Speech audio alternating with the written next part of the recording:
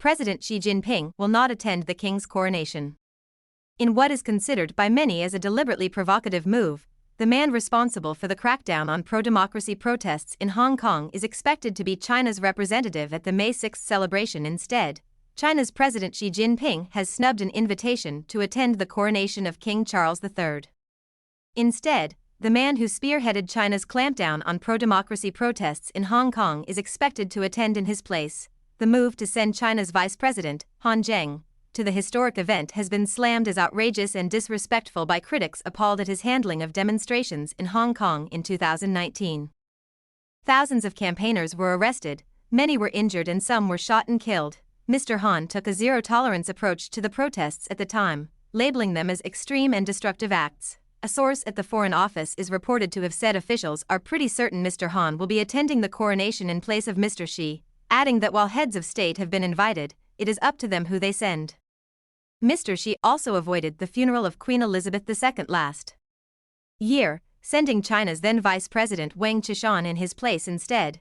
Buckingham Palace declined to comment on the coronation guest list, but the king's relationship with China has been particularly thorny over the years. Charles's difficult history with China can be traced back to 1997 and the UK's handover of Hong Kong. He branded China's then ruling elite as appalling old waxworks in controversial extracts from a diary that had been circulated to close aides. Some 11 years later, he turned down an invitation to the 2008 Olympic Games in Beijing amid speculation that campaigners had pressured him into not attending because of China's human rights record in Tibet. The UK has invited a representative from every country with which it has diplomatic relations to the coronation. Senior Tory MPs have criticised Mr. Han, accusing him of being responsible for overriding the international treaty agreed between the UK and China that was supposed to guarantee democratic freedom to Hong Kong for 70 years following the transfer of power in 1997. Sir Ian Duncan Smith told The Telegraph, "She has no regard for us, he considers us weak." Speaking of Mr. Han's record, he continued, "This is the man responsible for trashing the international treaty, the Sino-British Accord, in the course of which the Hong Kong authorities have persecuted peaceful democracy campaigners.